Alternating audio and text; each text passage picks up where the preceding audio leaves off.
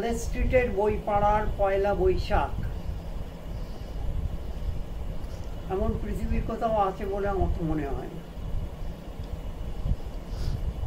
বই প্রকাশিত হবে, বইয়ের দোকানে যাবে, পাঠক পাঠিকারা আসবেন, বই কিনবেন, এই তো জগতের নিয়ম। কিন্তু কলেজ স্ট্রিটের বইপাড়ার পয়লা বৈশাখটা মনে হতো যেন একটা পুজোর জায়গা। সেখানে কচি কলা পাতা অথবা মঙ্গল ঘট ইত্যাদি না থাকলেও কেমন একটা অদ্ভুত পবিত্র পবিত্র একটা পরিবেশ তৈরি হতো সেই সময়। বইপাড়ায় যারা লেখক তারাই তো জানেন। আমি যে সময়ের কথা বলছি সেটা বেশ কিছুটা অতীত, এই শতাব্দী নয়, 1900-এর শেষ দিক।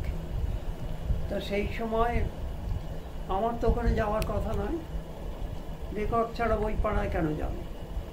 কিন্তু না, আমার সৌভাগ্য হয়েছিল, আমাকে বইপাড়ায় নিয়ে যেতেন একজন মানুষ যাকে আমি কোনোদিন জীবনে ভুলতে পারবো না, শ্রদ্ধেয় বিমল কর। তার সঙ্গে এইরকমই একটা ব্যবস্থা ছিল, তিনি আমার কাঁধে হাত রেখে লম্বা লম্বা পা ফেলে ওই কলেজ স্ট্রিটের ট্রাম রাস্তা পার হবেন। আমার দায়িত্ব হচ্ছে এপাশ ওপাশ দেখে তাকে নিরাপদে তিনি যেখানে যেতে চাইছেন সেখানে নিয়ে যাওয়া। আমি দেখতাম তিনি প্রথমেই যেখানে যেতেন সেটি হচ্ছে দেশ। আমি তখন এসবের তো কিছুই জানি না।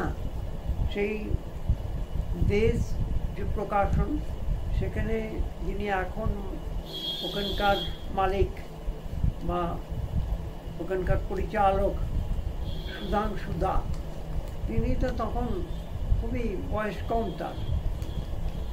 সেইখানে মহলদার সঙ্গে ঢুকলেই দেখতে পেতাম যে একদম ঘর আলো করে সবাই বসে আছেন, সেই সব লেখকরা যাদের বই হাতে পেলে শেষ না হওয়া পর্যন্ত সে বই ছেড়ে ওঠা যেত না। বিমলদা ঢুকলেন, এসো বিমল, এসো বিমল বলে তাকে সবাই আহ্বান করলেন। বিমলদা তো খুব পরিচ্ছন্ন মানুষ ছিলেন এবং খুব এটিকেট বজায় রেখে চলতেন কথাবার্তা। তিনি খুব রসিক মানুষ ছিলেন, কিন্তু তার রস পরিবেশনের ব্যাপারটার মধ্যে একটা অদ্ভুত ডিসিপ্লিন ছিল। তিনি আমাকে মতন দেখ সন্দীপ, সব কথা বলবি, সব রকম রসিকতা করবি, কিন্তু অসভ্যতা যেন না আসে। এরকম একজন পরিচ্ছন্ন মানুষ পৃথিবীতে আমি খুব কম দেখেছি। ওনার সঙ্গে যেতাম, ওরা সব প্রথম সারিতে বসে থাকতেন, আমি একটা পাশে বসতাম, এবং ওই সময় যে জিনিসটা দেখতাম সেটা হচ্ছে নানা রকমের কথা হচ্ছে, এবং সেখানে কে কে আছেন আমি এখন বলুন, যেমন প্রেমেন্দ্র মিত্র রয়েছেন, তারপরে অচিন্ত কুমার সেনগুপ্ত রয়েছেন, তারপরে আমাদের তখনকার কালের শঙ্কর রয়েছেন, মণিশঙ্কর রয়েছেন, আরও অন্যান্য সমস্ত লেখক যাদের আমি কিছু চিনি কিছু জানি না, অনেককেই চিনি না হয়তো। তারা সব বসে আছেন এবং নিজেদের মধ্যে নানা রকমের আলাপ আলোচনা হচ্ছে, এবং সেই আলাপ আলোচনা কোনোটা কিন্তু ওই সাহিত্যের বাইরে নয়, সব সাহিত্য নিয়েই হচ্ছে, বা কখনো কখনো ভ্রমণের দিকে চলে যাচ্ছে। এবং তখন দেখতাম দুটো অল্টারনেটিভ ছিল, হয় তুমি ডাবের জল খাবে, না হয় তুমি চা খাবে, আর মিষ্টি তো থাকবে।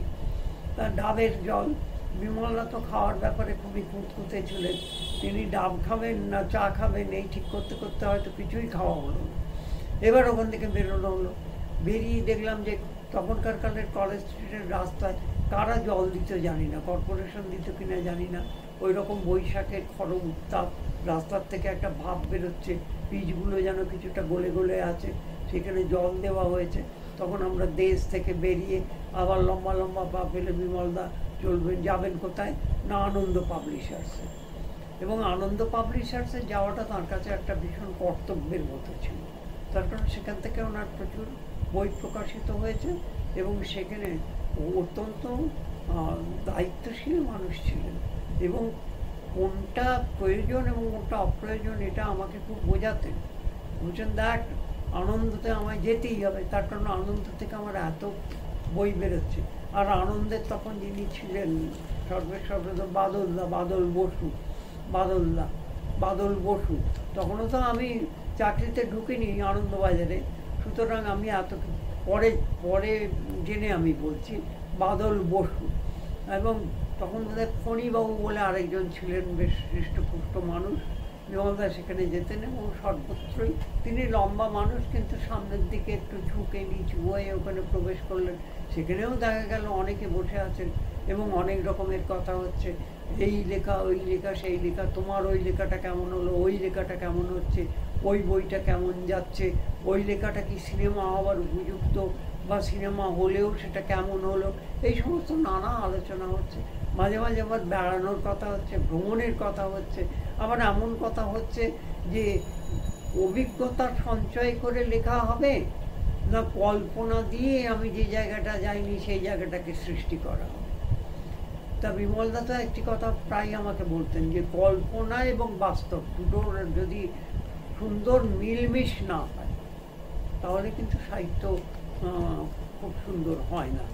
আমাকে বলতেন, দেখ একটা জিনিস তোকে করতে হবে, সেটা হচ্ছে কল্পনা, ইম্যাজিনেশন, সেটা তোমাকে বাড়াতে হবে। এর জন্য তোমার একটা পরিচ্ছন্ন মনের দরকার। তারপরে কথা হচ্ছে কি, দেখতে হবে। দেখা মানে কি একবারে ইউরোপ, আমেরিকা, আফ্রিকা ইত্যাদি সব দেখা না, সেটা তো তুমি প্রকৃতিকে দেখছো। হেমিংওয়ে হলে স্নোজ অফ কিলিমাঞ্জারো লিখতেন, বা হয়তো সমুদ্রের কথা ওল্ড অ্যান্ড দি সি লিখতেন, এইরকম কথা। হয়তো ওরা বেশিরভাগ কী লেখেন বিদেশি সাহিত্য, তারা বাইরে যা দেখছেন সেটাকেই সাহিত্যের মধ্যে নিয়ে আসেন। আর আমরা কি করি না, আমরা ভেতরে যা দেখছি সেটাকে বাইরে নিয়ে যাই। এই যে অদ্ভুত একটা ব্যাখ্যা আমাকে দিয়েছিলেন যে ভেতরে তুমি দেখো, এবং মানুষ ইচ্ছে করলে ভেতরেই দেখতে পায় সব। কীভাবে দেখতে পাবে না, কল্পনা। কল্পনা সে কোথার থেকে পেয়েছে না, এটা জন্ম জন্মান্তরের ব্যাপার। এটা তার এতে, এটা তার সিস্টেমে রয়েছে, তার ভেতরে রয়েছে, তার জিন্সে রয়েছে, তার রক্তে রয়েছে, তার মগজে রয়েছে। অতীত অতীত কত অতীত, তুমি তো অতীত থেকেই আসছো হাঁটতে হাঁটতে। আমাকে এই সমস্ত বোঝাতেন, আর সেই সব আলোচনাই ওখানে হতো। তারপরে আমাকে প্রথম ডিএম লাইব্রেরিতে নিয়ে যান রমাপদ চৌধুরী। আমাকে খুব ভালোবাসতেন। বিমলদা যেমন আমার কাঁধে হাত দিয়ে চলতেন, রমাদা সেরকম হাত ধরে চলতেন। আমাকে ডিএম লাইব্রেরিতে নিয়ে গেলেন। ডিএম লাইব্রেরির প্রতি আমি কেন জানি না রমাদার খুব শ্রদ্ধা ছিল, এবং সেখান থেকে আমারও পরবর্তীকালে দুটি বই বেরিয়েছিল। তাই ডিএম লাইব্রেরিতে যেতাম। ডিএম লাইব্রেরি খুব প্রাচীন একটি প্রকাশন সংস্থা। সেখানে গিয়ে নানা রকম কথা হতো, এবং ওরা বোধহয় নজরুলের বই মানে একমাত্র ওরাই তখন প্রকাশ করতেন। নজরুল ওদের প্রথম মানে সামনের সারিতে। তা এইরকম আমরা ওই কয়েকটি জায়গাতে যেতাম। এছাড়াও তো কলেজ স্ট্রিট পাড়ায় অনেক বইয়ের দোকান ছিল। কলেজ স্ট্রিটের ওই রাস্তা, মূল রাস্তার ওপর ট্রাম লাইন দুপুরবেলা পড়ে আছে, বিকেলবেলার দিকে পড়ন্ত বেলার রোদে রাস্তায় জল পড়েছে, তার থেকে একটা ভেপার বা বাষ্প উঠছে, একটা গরম গরম ভাব। তারপরে ওই রেল ট্রাম লাইনগুলো পড়ে আছে যেন চকচকে ইস্পাতের মতো, এবং মাঝে মাঝে ট্রাম আসছে। তখন কত রকমের ট্রাম ছিল। এক ধরনের ট্রাম ছিল পেছন দিকটা খোলা, মানে ব্যালকনি করার মতো, সেই রকম ট্রাম আসছে, ভোঁতা মুখ। আবার কোনো কোনো ট্রাম আবার খুব সুন্দর, সেই সব ট্রাম শিশি করে শব্দ করতে করতে যাচ্ছে, বিমলদা একটু থমকে দাঁড়াচ্ছেন। তারপরে তখন এত টেম্পো লরি ছিল না, প্রাইভেট গাড়িও খুব কম ছিল। সেই অবস্থায় আমরা কলেজ স্ট্রিটের এই গলি সে গলি দিয়ে, কলেজ স্ট্রিটের মূল রাস্তার থেকে অনেক গলি বেরিয়ে গেছে, এবং সেখানে অসংখ্য প্রকাশক ছিলেন। এবং আমরা ঢুকে দেখতাম যে সেখানে যেন একটা অদ্ভুত ধরনের উৎসব চলেছে। আমরা সরস্বতী পুজো বলি, সরস্বতী পুজো গত প্রতিষ্ঠানে সরস্বতী পুজো হয়, তখন একটা পরিবেশ তৈরি হয়। কলেজ স্ট্রিটের সরস্বতী পুজোটা একটু যেন বই পুজো, সেটাই পয়লা বৈশাখ দেখতে পাওয়া যেত। প্রচণ্ড গরম, এবং পয়লা বৈশাখ তো আবার অন্যান্য ব্যবসায়ী প্রতিষ্ঠানে হাল খাতা হতো, সেগুলো আমাদের চোখে পড়তো। চারপাশে তো বহু রকমের দোকান, তার মধ্যে দিয়ে দিয়ে আমরা যেতাম। এবং বিমলদার মাঝে মাঝে একটু চা খাবার ইচ্ছে হতো, তখন আমরা কলেজ স্ট্রিট মার্কেটের মধ্যে ঢুকে গিয়ে, বিমলদার একটা ফেভারিট জায়গা ছিল বসন্ত কেবিন, সেখানে বসে হয়তো আমরা আবার একটু চা খেয়ে নিলাম। বিমলদার তখন একটা গাড়ি ছিল, সেই গাড়িতে চেপে তিনি এবার আস্তে আস্তে নিজেই ড্রাইভ করতেন, করে বাড়ি চলে যেতেন। এই কলেজ স্ট্রিটের বই পড়ার আমার স্মৃতি, এবং ওই স্মৃতিটা পরবর্তীকালে আরও শৌখিন হলো, আরও ঝরঝরে হলো, আরও মডার্ন হলো, আরও আপ টু ডেট হলো। কিন্তু সেই যে প্রাচীন, সেই যে অনেক কাল আগের এই যে কলেজ স্ট্রিটের বই পড়া এবং সেই সব সাহিত্যিকরা, দেবেন্দ্র মিত্র, অচিন্ত্য কুমার সেনগুপ্ত, তারপরে মাঝে মাঝে সমরেশ বসু এসে হাজির হয়ে যাচ্ছেন, তারপরে আরও অন্যান্য যারা ছিলেন প্রবীণ, যাদের আমরা এখন আমাদের প্রণাম জানাই। আমি কিন্তু কখনো তারাশঙ্কর বন্দ্যোপাধ্যায়কে দেখিনি, আমি প্রেমেন্দ্র মিত্রকে দেখেছি এবং তিনি খুব লেখাপড়া করতে ভালোবাসতেন এবং পরবর্তীকালে আমাকেও খুব পছন্দ করতেন। এই কারণে কেউ লেখাপড়া করলে তিনি খুব পছন্দ করতেন, লেখাপড়া করে লিখছে এই কথা তিনি বারে বারে বলতেন। তাই এই সমস্ত পুরনো অচিন্ত্য কুমার সেনগুপ্ত, প্রেমেন্দ্র মিত্র, ভবানী মুখোপাধ্যায় এবং এই সমস্ত যারা ছিলেন, এবং তখন তো দুটি সাহিত্য পত্রিকা, একটি যুগান্তরের সঙ্গে রয়েছে অমৃত, আরেকটি রয়েছে আমাদের আনন্দবাজারের সঙ্গে দেশ। এরপর পরবর্তীকালে যে সমস্ত লেখক, যেমন ধরুন শ্যামল গঙ্গোপাধ্যায়, সমরেশ মজুমদার বা অন্যান্য যারা তখন তরুণ, তারা উঠছেন। আমি কলেজ স্ট্রিট পাড়ায় যখন বিমলদার সঙ্গে গিয়ে বসতাম, তখন হঠাৎ তারা হয়তো কেউ দু একজন এসে যেতেন, কিন্তু তারাই যে জায়গাটা দখল করে বসে আছেন তা কিন্তু না। কারণ প্রবীণদের একটা যেন মিলন স্থল হয়ে দাঁড়াতো। এখন তো অন্যরকম হয়ে গেছে, এখনকার সঙ্গে সেই পুরনো আমলের, সেই প্রাচীনকালের, সেই কালের যে কলেজ স্ট্রিট এবং সেখানে তখনকার কালের যে পয়লা বৈশাখ, সেটার সঙ্গে এই কালের মধ্যে খুব একটা মিল খুঁজে পাওয়া যাবে না। সেকালের সেই কলেজ স্ট্রিটের মধ্যে একটা অগোছালো যে আন্তরিকতা ছিল, একালের খুব গোছগাছ করা প্রকাশন সংস্থাগুলো, তারা যেন একটা প্রথা পালন করেন মাত্র, কিন্তু সেখানে আগের অনুষ্ঠানের যে প্রাণ, সেটা কীরকম একটু অনুপস্থিত বলে মনে হয়। আমি জানি না এরকম আমার মনে হওয়ার কারণটা কি। তবে আধুনিক হলে তো সব কিছুই আধুনিক হবে, এবং আধুনিকের মধ্যে একটাই ব্যাপার হচ্ছে, আধুনিকতা হচ্ছে বহিরঙ্গের ব্যাপার, আন্তরিকতাটা হচ্ছে অন্তরঙ্গের ব্যাপার। সেখানে উৎসবটা ছিল ভারী অন্তরঙ্গ। এরপরে আমি তো যে সময়ের কথা বললাম, তখন তো আমি কোনো শ্রদ্ধেয় লেখকের সঙ্গী, যেমন বিমলদা, রমাদা, এই দুজনেরই আমি সঙ্গ বেশি করেছি, বা তারা আমাকে কাছে টেনে নিয়েছেন।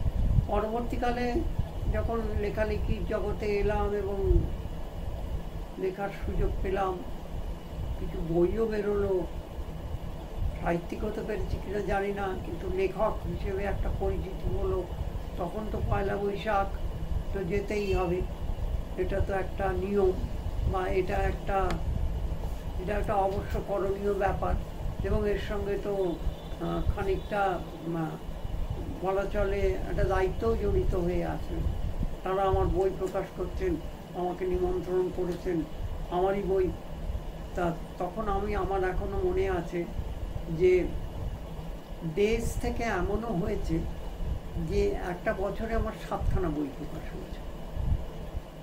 আনন্দবাজারের নিয়ম ছিল যে আনন্দবাজারের পত্রিকায় যে লেখা বেরোবে সেটা আনন্দবাজার করবে, সেটা তো বছরে একটা হতো। কিন্তু দেশে তো মুক্ত যতগুলো বই, এবং আমি ভুলবো না, তখন দেশে একজন ছিলেন বঙ্কিম দাদা বলেই আমি জানি, টাইটেলটা আমি বলতে পারবো না, ভুলে গেছি, কিন্তু আমি বঙ্কিম দা, তিনি আমার কাছে এসে জোর করে অনেক বই করিয়েছিলেন। দেশে আমার যত বই আছে প্রথম দিকে সবই বঙ্কিমদার করা, এবং তারপরে আর বিশেষ কিছু বই ওখান থেকে আমার বেরোয়নি, কিন্তু যা হয়ে আছে সব আগে হয়ে আছে, এবং একাধিক বই। এবং এমনও হয়েছে যে একটা বছরে 6খানা টাইটেল বেরিয়ে গেছে, এইটা হয়েছে। তা সেই দেশেতে আমি তো যেতামই। আনন্দ পাবলিশার্স, যেহেতু আমি ওই প্রতিষ্ঠানের একজন কর্মী, আনন্দ পাবলিশার্স তো আমাকে যেতেই হবে। এবং এই আনন্দ পাবলিশার্সে গিয়ে আমার একটা অভিজ্ঞতা হয়েছিল, বেশ কিছুদিন আগের কথাই আমি বলছি। ওখানে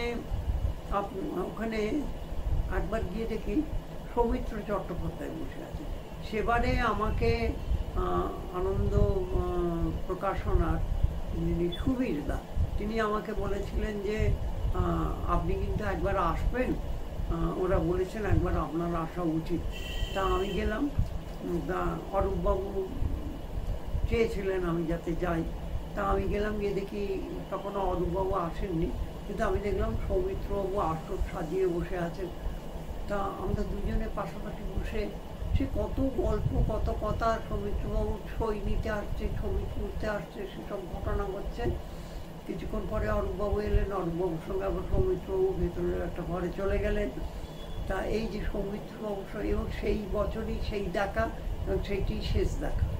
এবং উনি আমাকে বললেন, দেখো সন্দীপ, আমার খুব ওই সিওপিডি না কি বলে, সেই একটা ব্যাপার হয়েছে, ইত্যাদি ইত্যাদি, শরীরটা ভালো যাচ্ছে না, এইরকম।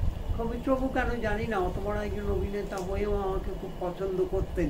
আমার মনে আছে একবার একটা জায়গা, এখানে নয়, বোলপুরের ওই দিকে, সেখানে একটা ওই জায়গাটার নাম আমি ভুলে গেছি, সেখানে একটা পাওয়ার প্ল্যান্ট ছিল। সেইখানে সৌমিত্রবাবুর রাত্রিরে অভিনয় করার কথা, আর আমি আর তুলসী রায় তখন শ্রুতি নাটক করি, আমাদেরও সেখানে করার কথা হয়েছে। তা আমরা গেছি, সেই কি প্রচণ্ড বৃষ্টি হয়েছে, সেই বৃষ্টির মধ্যে গিয়ে আমরা হাজির হয়েছি। সমস্ত প্যান্ডেল ভিজে চুপসে গেছে, চেয়ার টেয়ার সব জলে ভেজা। তা সাজঘরে ঢুকে দেখি সৌমিত্রবাবু একটা গেঞ্জি পরে মেকআপ নিচ্ছেন। আমাকে দেখে বললেন, এই যে সন্দীপবাবু, আসুন আসুন, বললেন যে আজকে অভিনয় শুধু চেয়ার আর আমি, এদের বায়না করেছে আমাকে, আমার তো অভিনয় করতে, আপনি আর কষ্ট করে এখানে থাকবেন না, আপনি গিয়ে শুয়ে পড়ুন, এই কথা বলেছিলেন। পরে আমার এটাও মনে আছে, আমার একটা লেখা পড়ে বলেছিলেন, এই লেখাটা আপনি আর কারুকে দেবেন না, এটা আমার ইচ্ছে আছে, আমি যদি কোনো দিন ছবি করি তো এটা করবো। সেটা আবার হয়ে ওঠেনি। তা এই যে সৌমিত্রবাবুর সঙ্গে সেই আনন্দ পাবলিশার্সে বসে আমাদের যে কত কথা হয়েছিল, এবং সেই সময় উনি ওই তারপরে কিন্তু বড় দুঃখে যে ওই শেষ তারপরে আর তার সঙ্গে দেখা হলো। এই তো সৌমিত্রবাবুকে ওখানে পেলাম। এবং ওই আনন্দ পাবলিশার্সে আমি দেখেছি অনেক বড় বড় লেখক এলেন, কি সন্দীপ বললেন, তারপরে তো কথাবার্তা বলে বেরিয়ে চলে গেলেন। আর আনন্দ পাবলিশার্সের দোতলায় ওঠার মুখে ডান দিকে তাকালে দেখা যাবে পাহাড়ের মতো ডাবের খোলা পড়ে আছে, কত ডাব এখানে বলি দেওয়া হয়েছে। এই হলো আনন্দর থেকে বেরিয়ে একবার দেশে যাব, দেশ তখন ওই জায়গাটার মধ্যেই সীমাবদ্ধ। সেখানে আমার একবার মনে আছে অসাধারণ ঘটনা, আমি এরকম ভদ্রলোক দেখিনি, যিনি হচ্ছেন অত বড় একজন কবি, জ্ঞানপীঠ পাওয়া শঙ্কু ঘোষ।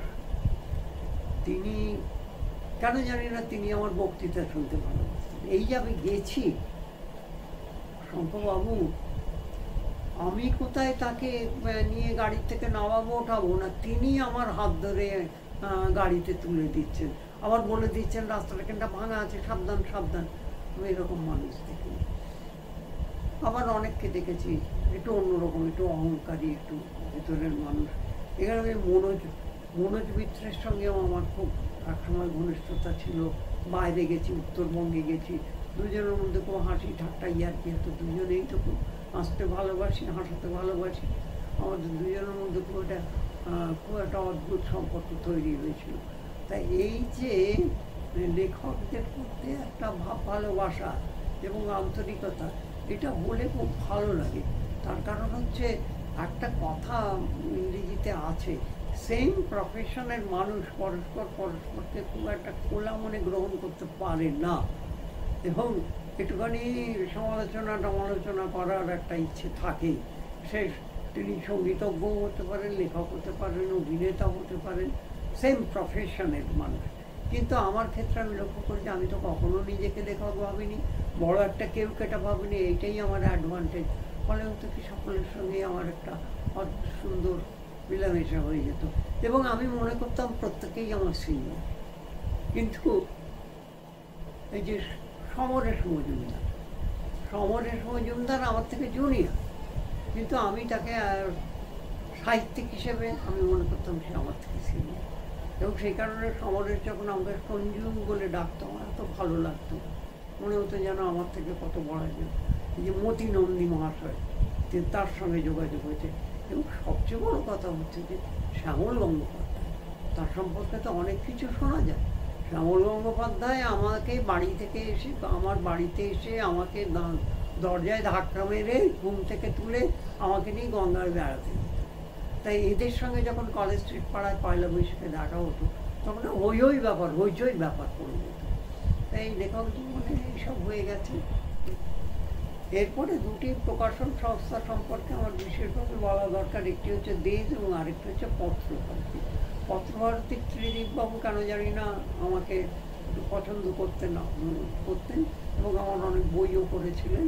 কিন্তু পত্রভারতী এবং দেশেতে এই পয়লা বৈশাখের থেকে আকর্ষণীয় হতো সেটা হচ্ছে যে বইমেলার পত্রভারতী, বইমেলার দেশ, এই দুটো জায়গায় মানে অনেকক্ষণ ধরে এক জায়গায় বসে বইয়ের সই করা ইত্যাদি ইত্যাদি এই ঘটনা ঘটতো। কিন্তু পয়লা বৈশাখে হচ্ছে কি যে সেখানে তো অনেককেই সময় দিতে হবে, ফলে একজন এক জায়গায় বসে অনেকক্ষণ বসে অধিকার করে থাকলে বাকি সকলের অসুবিধা হয়। সেই কারণে পত্রভারতীতে যাই, গিয়ে বসি এবং গল্প টল্প হয়, বেশ আনন্দ হয় এবং অনেকেই আসেন এবং নানা কথা হয়। তবে সত্যি কথা বলতে কি, সাহিত্য রচনা, সাহিত্যের কী থাকা উচিত না উচিত, তার ইত্যাদি ভাষা ইত্যাদি নিয়ে অতীতে কলেজ স্ট্রিটে এই প্রবীণ লেখকদের কাছ থেকে যে অভিজ্ঞতা বা যে আলোচনা শুনেছি, এখানে ঠিক সেই আলোচনাগুলো আর শুনতে পারি। এখন শুধুই যাওয়া এবং বসা এবং একটা মিলন, কিন্তু সেখানে যে সাহিত্য নিয়ে একটা আলোচনা হলো বা নতুন কি দিগন্ত খুঁজে পাওয়া যায়, যেটা অতীতে হতো, এখন আর সেগুলো খুব একটা হয় না। কেন হয় না? আধুনিক হয়ে গেছি আমরা এবং বোধহয় একটু সিক্রেটিভ হয়েছি। আমি কি লিখবো না লিখবো, আমি একটা চমক দেবো, আগে কেন প্রকাশ করবো, এই ব্যাপার। তা পয়লা বৈশাখ আসলে সবচেয়ে বড় কথা হচ্ছে আবহাওয়াটা ভালো থাকে, যেন ঝড় বৃষ্টি হলেই মহাবিপদ। আর গরম তো থাকবেই, বৈশাখের গরমের তো একটা আলাদা মেজাজ আছে, একটা আলাদা আধ্যাত্মিকতা আছে।